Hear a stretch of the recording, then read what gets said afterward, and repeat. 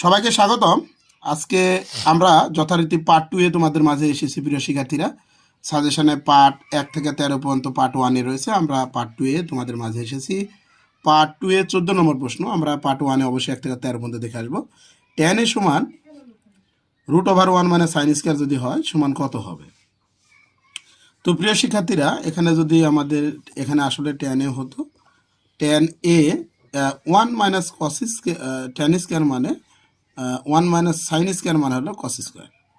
তাহলে এখানে আমাদের হলো ট্যান এ গুণ স্কয়ার রুট কাটলে থাকলে এখানে কি থাকে? কস থাকে। ট্যানকে ভাঙালে আমরা লিখতে পারি সাইন বাই কস গুণিত কস এ। কস কস কাটা যায়, আমাদের কি থাকে? সাইন এ। তা আমাদের সঠিক উত্তরটা হচ্ছে কত হবে? সাইন এ। এবার আমরা প্রিয় শিক্ষার্থীরা 15 নম্বর অঙ্কটা দেখতে পারি। 15 নম্বর অঙ্কে যে কোনো সংখ্যার উপর 0 মানে কত? তাহলে 4⁻0 যে কোনো সংখ্যার উপর 0 মানে 1 হবে। যে কোনো সংখ্যার উপর 0 মানে কত হবে? 1 হবে। তো পরীক্ষার হলে যেমন ধরো যে এরকম কথা লেখা আছে 100-র উপরে 0, তাও কিন্তু 1 হবে। আশা করি বুঝতে পেরেছো। এরকম অ্যাভেলেবল প্রশ্ন আসবে, আশা করি তোমরা বুঝতে পেরেছো কীভাবে প্রশ্নটা লেখা সম্ভব বা কীভাবে কমন আসবে। এবার দেখো প্রিয় শিক্ষার্থীরা, আমরা 14 নম্বর অঙ্কে y² সমান √7y। 16 নম্বর প্রশ্নে আমাদের এখানে দেখো, এটা 16 নম্বর প্রশ্নে y² = √7y এর সমাধান কোনটি? তো প্রিয় শিক্ষার্থীরা, আমরা এখানে একটু ভালো করে মনোযোগ দিয়ে দেখি, যেটা আমরা ভুল করি সেটা একটু ভালো করে শুনো। একটা y কেটে দিলে আমাদের এখানে কি হচ্ছে? y সমান √7, এটা উত্তর করি। আসলে উত্তর এটা হবে না, এটা হলো ভুল। এটা কি হলো? এটা হলো ভুল। তাহলে সঠিক কোনটা দেখো, y² = √7y। তাহলে এটা পরে হলো 7 হয়, চলো কোনোদিন বাদ যায় না, 7 হয়। তাহলে y কমন হলে একটা y থাকে √7, অর্থাৎ y সমান 0, y সমান কত হলো? 7। অর্থাৎ সমাধান সেট বললে পারে ব্র্যাকেট হবে, অর্থাৎ উত্তর হবে কত? ক। প্রিয় শিক্ষার্থীরা, এবার আমরা আসব তোমাদের মাঝে 17 নম্বর প্রশ্নটা নিয়ে। কত নম্বর প্রশ্ন নিয়ে আসবো? 17 নম্বর প্রশ্নটা নিয়ে তোমাদের মাঝে আসবো। 17 নম্বর প্রশ্নে বলা হয়েছে যে এত এর লগের পূর্ণ কত? তাহলে আমরা ক্যালকুলেটর দিয়ে যদি এখানে যদি টিপা যদি মাইনাস আসে, দেখো এভাবে টিপবা, টিপার পরে যদি মাইনাস আসে তার সাথে আমরা 1 যোগ করব, তাহলে হলো -4। পরীক্ষার হলে 4 বা 4 বার দেখাবে, এই যে এরকম করে বার দেখাবে। তাহলে সঠিক উত্তর হবে আমাদের ক। এই যে আমাদের স্টেপ অনুসারে আমরা ক্যালকুলেটর দিয়ে করে রেখেছি, আশা করি বুঝতে পারবে। এবার দেখো, এই সেম টাইপের অংশের পূর্ণক অংশ পূর্ণক চাইতে পারে, কি চাইতে পারে বলো তো দেখি? লগের অংশক কত? তাহলে অংশকের জন্য কি করবো? এসি লগ এটা টিপতে হবে। কিন্তু আমরা একটু ভালো করে মনোযোগ দিয়ে শুনবো। এসি লগ টিপার পরে দশমিকের পরে যদি কোনো মান না থাকে, দশমিকের আগে কোনো মান না থাকে, তাহলে মনে মনে এসি লগ 836 তুলব, এটা মনে মনে বাদ দিয়ে দেবো। দেখো, বিশ্বাস যদি না করো উত্তর মিলে যাবে। আমি ক্যালকুলেটরটাকে অন করলাম, অন করার পরে দেখো লগ আমরা কি দিলাম? 836। দেখো সামনের শূন্যটা বাদ দিলাম। দেখো কী করলাম আমরা? সামনের শূন্যটা বাদ দিয়ে 836কে আমরা এটা সময় টিপলাম। দেখো 2.9, দেখো 2.992 সামথিং। তাহলে যেহেতু দশমিকের পরে অংশক হয়, তাহলে আমরা বুঝতে পেরেছি আমাদের উত্তরটা এইভাবে ক্যালকুলেটরে বের হবে। এবার আসো 4 এর উপরে x, 4 এর উপরে x, 19 নম্বর প্রশ্ন। 4 এর উপরে x, 4 এর উপরে x, 4 এর উপরে ভাগ 4 মাইনাস এত। তাহলে এটা কটা 4 আছে? দেখো এখানে দেখো 4টা 4 এর উপরে x। তাহলে 4 এর উপরে 4 এর উপরে কাটে গেলে আমাদের 4 ভাগ 4 করলে কত হয়? 1। তাহলে সঠিক উত্তর হবে কত? ক। এবার আমাদের দেখো, এবার আমাদের 20 নম্বর প্রশ্নটা কি বলতেছে। আমরা এই টাইপের প্রশ্ন করে এসেছি, কিন্তু এই যোগ বিয়োগ গুণ ভাগ আকারে থাকতে পারে। তো সেম নিয়ম, এত লগ এত ভাগ লগ 4 গুণ লগ 27 ভাগ লগ কত 3। ক্যালকুলেটর টিপ দিলে আমাদের কত আসবে? 3। আশা করি বুঝতে পেরেছো। আর যদি কেউ হিসাবে সমস্যায় পড়ো, অবশ্যই আমার হোয়াটসঅ্যাপে কল দিবা, আমি আসলে সলভ করে দেবো প্র্যাকটিক্যালি। এবার আসো তোমাদের মাঝে 21 নম্বর প্রশ্ন। এক্স এর উপর 0, ওয়াই এর উপর 0, জেড এর উপর 0। তো প্রিয় শিক্ষার্থীরা, আমরা কোনো সংখ্যার উপর 0 মানে 1, কোনো সংখ্যার উপর 0 মানে 1, কোনো সংখ্যার উপর 0 মানে 1। তাহলে এটা প্লাস মাইনাস কেটে দিলে কিন্তু -1। তাহলে সঠিক উত্তর হবে আমাদের কত? এটা। আমাদের এটা না হয় কত হবে? -1। আশা করি বুঝতে পেরেছো। এবার আসো x + 1 ভাগ x = 2 হলে সমাধান কত হবে? 1 2 এত এত, উত্তর হবে কত? 1। এটা আমাদের দেখো, আমাদের ক্যালকুলেটারে টিপলে দেখো, ওখানে ক্যালকুলেটার কীভাবে টিপা হয়েছে, ভাই টিপলে x চলে আসবে। এক্সের মান কত আসবে? 1 আসবে। এক্সের মান কত আসবে? 1 আসবে। অথবা তুমি খাতা কলমে এই অঙ্কটাকে লসাগু নিলা, x square plus 1 equal to x square plus 1 two x, এটা পরে মাইনাস হবে x square minus 2x plus 1 এ মাইনাস বলে স্কোয়ার এক্স সমান সমান কত হলো? 1। এভাবে তুমি করতে পারো।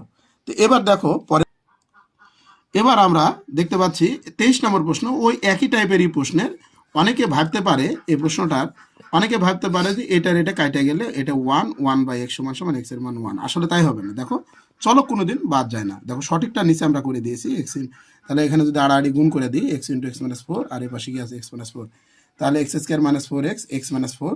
তাহলে এখানে দেখো প্রিয় শিক্ষার্থীরা, আমরা এক্স কমন একটা এক্স থাকে, আর এখানে কি থাকে? 4 থাকে। এখানে আমরা উৎপাদক করলে কত আসছে? 1 আর কত 4। আশা করি এগুলো বুঝতে পেরেছো, এগুলো ভয় বোঝানোর প্রয়োজন নাই। সেমভাবে আরেক টাইপের আমাদের প্রশ্ন আছে, দেখো 28 নম্বর 2x স্কোয়ার 4x, এটা একই সেম নিয়মে 0, এত হবে। আশা করি বুঝতে পেরেছো। এই টাইপের অ্যাভেলেবল প্রশ্ন কিন্তু তোমাদের মাঝে থাকবে, এটা তোমরা অবশ্যই মাথায় রাখবা। এবার আমরা 25 নম্বর প্রশ্ন তোমাদের মাঝে প্রিয় শিক্ষার্থী রয়েছে 1 plus 2 plus 3 plus dot dot plus n যদি হয় সংখ্যার যোগফলটা কত হবে? তো এটা হলো আমরা দেখতে পাচ্ছি প্রিয় শিক্ষার্থী স্বাভাবিক সংখ্যার সমষ্টি। তো স্বাভাবিক সংখ্যার সমষ্টির সূত্র আমরা জানি হলো n into n plus 1 divided by 2, অর্থাৎ n এর জায়গায় বসবে 100 যোগ 1 ডিভাইডেড বাই 2। তাহলে 100 আর এখানে হলো 101/2, তাহলে কত হবে? 50। তাহলে কত হবে? 50। তাহলে উত্তর কত হবে? এত। কিন্তু প্রিয় শিক্ষার্থীরা, পরীক্ষার হলে তুমি এত ইজি করে কমন পাবে না। যেমন পরীক্ষার হলে এরকম করে থাকতে পারে, কী করে থাকতে পারে? 1 স্কোয়ার 2 স্কোয়ার ডট ডট 100-র উপর স্কোয়ার। তখন তোমার কি সূত্র প্রয়োগ করতে হবে? বর্গের সমষ্টির সূত্র দিতে হবে। অথবা এটা না দিয়ে তোমার এভাবে থাকতে পারে 1 cube 2 cube 3 cube plus dot dot কি 100-র উপর কিউব। তখন তোমাকে এই ঘনের সমষ্টির সূত্র দিতে হবে। কি দিতে হবে? ঘনের সমষ্টি দিয়ে করতে হবে। আশা করি আমি একটা দিয়েছি, এটা কমন পাইনি কথা বলা যাবে না। প্রশ্নগুলো এইভাবে কমন থাকবে। এই জন্য আমাদের ভিডিও ক্লাসটা এবং সামনাসামনি যারা অফলাইনে যারা ক্লাসগুলো করেছো তারা বলতে পারবে। আশা করি এভাবে কমন পাবে। আচ্ছা, এবার আসো প্রিয় শিক্ষার্থীরা, এই টাইপের কিছু প্রশ্ন রয়েছে। এই প্রশ্নগুলো তোমরা একটু ভালো করে মনোযোগ দিয়ে শুনবে। অধ্যায় 12.1-এ দেখবে অনুশীলনীতে একটা টেবিল আছে। সেই টেবিলটা যদি তুমি একটু প্র্যাকটিস করলে এগুলো প্রশ্নের উত্তর করতে পারবা। এটা হলো অসামঞ্জস্যপূর্ণ হবে সঠিক উত্তর। এটার কয়েকটা শর্ত আছে, শর্ত অনুসারে কাজ করতে হবে। এবার আসো প্রিয় শিক্ষার্থীরা, 27 নম্বর অঙ্ক, এত হলে এক্স এর মান কত? এটা আমরা কিছুক্ষণ আগে আমরা ক্যালকুলেটারে করলাম। দেখো যেভাবে বলেছে সেভাবে তুমি তুলবা, দেখবে যে মান 1, কত আসবে? 5 আসবে। আশা করি বুঝতে পেরেছো। প্রিয় শিক্ষার্থীরা, আমরা 28 নম্বর প্রশ্ন সেম কোয়ালিটির ভাবে যে প্রশ্নটা আছে, আমরা এটা একইভাবে ক্যালকুলেটার যেভাবে আমরা এর আগে শিখালাম সেভাবে ব্যবহার করলে আশা করি আমাদের এটা হয়ে যাবে। কী ব্যবহার করবো আমরা? ক্যালকুলেটার ব্যবহার করবো ওইভাবে। এবার আসো প্রিয় শিক্ষার্থীরা, অধ্যায় 11 কোনো বর্গক্ষেত্রের প্রত্যেক বাহুর দৈর্ঘ্যের পরিমাণ 10% যদি বৃদ্ধি হয় তবে ক্ষেত্রফল শতকরা কত বৃদ্ধি পাবে? তাহলে 10 টাকা বৃদ্ধি পায়, তাহলে 110-এর উপর স্কোয়ার ভাগ 100, তাহলে স্কোয়ার করে ভাগ মারলে কত হবে? আমাদের এখানে আসবে হলো 121। 121 থেকে 100 বাদ দিলে কত হবে? 21%। দেখো প্রত্যেকটা তাই হবে। এবার আসো আর একটু কঠিন টাইপের বলতে 30 নম্বর অঙ্ক। দেখো একটু বর্গক্ষেত্রের প্রত্যেক বাহুর দৈর্ঘ্য কত পার্সেন্ট, এত পার্সেন্ট বৃদ্ধি পায়, এত পার্সেন্ট আবার হ্রাস পায়। তাহলে বৃদ্ধি মানে কত? 120, আর হ্রাস মানে কত? 90। ভাগ কত? 100। তাহলে কত আসে? 108। তাহলে 100 যেহেতু যোগ করেছিল 100 বাদ দিলে তাহলে কত পার্সেন্ট হলো? 8%। দেখো উত্তর হবে ক, 8%। প্রিয় শিক্ষার্থীরা, আমরা এবার অধ্যায় 10-এ তোমাদের মাঝে এসেছি। আমরা একটু সবচেয়ে দ্বিধাদ্বন্দ্বে পড়ি 10 নম্বর অধ্যায় আসে, যে অঙ্কটা পড়তে তোমার সময় লাগে যায় 1-1.5 থেকে 2 মিনিট, আরও বেশি সময় লাগে। তো আমরা সেটা থেকে দূর হওয়ার সেটা থেকে দূর করার জন্য আমরা একটু তোমাদের জন্য মাধ্যমে টেকনিকগুলো নিয়ে এনেছি। একটু মনোযোগ দিয়ে শোনো। 45 ডিগ্রি কোণে ভূমি আর লম্ব কী হয়? সমান হয়। এটা খুব ইম্পর্টেন্ট প্রশ্ন। আর 30 ডিগ্রি থেকে 44-এর নিচে হলে ভূমি বড় হবে, লম্ব ছোট হবে। এখানে 30 আছে, তার মানে এই নয় যে 44-এর নিচে 1 থেকে 44-এর মধ্যে হলে ভূমি বড় হবে, লম্ব ছোট হবে। এটা মাথায় রেখো, হলে 30-এর জন্যই নয়। এবার দেখো প্রিয় 60 ডিগ্রি কোণের ক্ষেত্রে কিরূপ পরিবর্তন হবে? লম্ব বড় হবে, ভূমি ছোট হবে। আমি আবারও বলছি, 46 থেকে, প্রিয় শিক্ষার্থীরা একটু ভালো করে খেয়াল করো, 46 থেকে যত 60 না, শুধু লম্ব বড় হবে, ভূমি ছোট হবে। ভূরেখার অপর নাম কি? ভূরেখার অপর নাম হলো শয়নরেখা।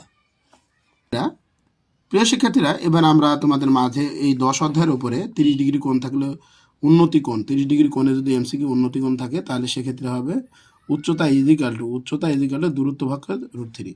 আর 60 ডিগ্রি কোণ থাকলে উচ্চতা গেলে দূরত্ব গুণিত √3 হবে। তোমরা যদি বিশ্বাস না করে একটা উদাহরণ আমরা নিচে দেখতে পারি। দেখো, একটি মিনারের পাদদেশ থেকে কিছু দূরে একটি স্থানে মিনারের শীর্ষের উন্নতি কোণ 30 ডিগ্রি, মিনারের উচ্চতা এত হলে মিনারের ওই স্থানের দূরত্ব কত? 30 ডিগ্রি কোণ হলে দেখো আমরা সূত্র কি জানি, দেখো উপরে দেখো 30 ডিগ্রি কোণ হলে উচ্চতা এগুলো দূরত্ব ভাগ √3। তাহলে এবার আমার সমাধান, উচ্চতা এগুলো দূরত্ব ভাগ √3, তাহলে উচ্চতা হলো আমাদের কত? 26 মিটার। আর দূরত্ব বের করতে পারে √3, দেখো আড়াআড়ি গুণ করে 45 এত, এই দেখো ক। এবার আসো প্রিয় শিক্ষার্থীরা, এটি গাছের পাদদেশ থেকে 60 মিটার দূরে ভূতলস্থ কোণ বিন্দুতে গাছের চূড়ার উন্নতি কোণ 60 ডিগ্রি হলে গাছটির উচ্চতা নির্ণয় করো। তাহলে 60 ডিগ্রির ক্ষেত্রে আমরা কি বলেছিলাম ভালো করে দেখো, 60 ডিগ্রির ক্ষেত্রে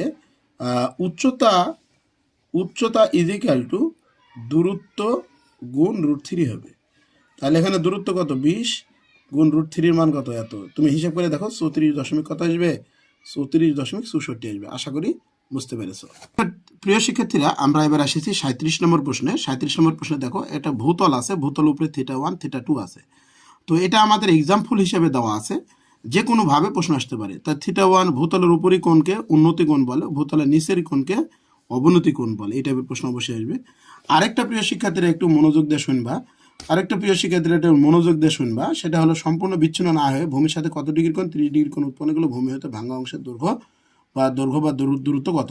তো ভাঙা অংশের দৈর্ঘ্য ইকুয়াল টু দূরত্ব ভাগ কি হবে? √3। অর্থাৎ 30 ডিগ্রি কোণের ক্ষেত্রে সম্পূর্ণ যদি না ভাঙে, তাহলে যে দূরত্ব যেগুলো থাকবে সে 3টে ভাগ মারলে উত্তর চলে আসবে। দেখো 18 মিটার দীর্ঘ একটি উঁচু খুঁটি এমনভাবে ভেঙে গেল যে ভাঙা অংশে বিচ্ছিন্ন না হয়ে 30 ডিগ্রি কোণ উৎপন্ন করে মাটিতে স্পর্শ করে খুঁটিটি কত দূরত্বে ভেঙেছিল? তাহলে দেখো প্রিয় শিক্ষার্থীরা, আমরা ওই যে অঙ্কটার উত্তর হলো দৈর্ঘ্য 18 ছিল ভাগ √3, তাহলে কত হলো? 6 মিটার। তাহলে উত্তর হবে কত? ক। এবার আসো প্রিয় শিক্ষার্থীরা, আমরা তোমাদের মাঝে 40 নম্বর প্রশ্ন। এখানে চিত্র দেওয়া আছে একটু উলট পালট করে এইখানে। তাহলে এখানে চিত্রে এক্স কোণের মান কত? তাহলে আমার এই কোণ আর এই কোণ যদি দেওয়া আছে, তাহলে লম্বার ভূমি আছে, তাহলে অবশ্য লম্বার ভূমি কি এই কোণের ক্ষেত্রে টেরা লম্বা ভূত। অতএব আমরা লিখতে পারি tan tan 60 degree equal to লম্ব হলো কত? বিডি মানে 60, আর ভূমি কত? এক্স। তাহলে 60 ডিগ্রি মান √3 ইজ ইকুয়াল টু 60 ভাগ এক্স, অতএব এক্স সমান 60 ভাগ √3। এতে দেখো উত্তর হবে কত? খ। প্রিয় শিক্ষার্থীরা, অবনতি কোণের মান কত ডিগ্রি হলে, দেখো আমরা প্রশ্নটা দেখতে পারবো 41 নম্বর। অবনতি কোণের মান কত ডিগ্রি হলে খুঁটির দৈর্ঘ্য ছায়ার দৈর্ঘ্যের 3 গুণ হবে? তাহলে অবনতি কোণ, এখানে কিন্তু আসলে অবনতি কোণ বললেও এখানে ছায়ার দৈর্ঘ্যের কত গুণ হয়েছে, তাহলে এটা উন্নতি বোঝাচ্ছে। তাহলে অবনতি কোণ tan θ এত ধরলে পারে, tan θ গেলে দেখো কত ডিগ্রি আসে? 60 ডিগ্রি। এতে দেখো 60 ডিগ্রি। আশা করি বুঝতে পেরেছো। প্রিয় শিক্ষার্থীরা, আমরা এবার লাস্ট প্রশ্নে তোমাদের মাঝে এসেছি। 42 নম্বর প্রশ্ন, কোনো দণ্ডের ছায়া দৈর্ঘ্যের কত গুণ হলে উন্নতি কোণ 30 ডিগ্রি হবে?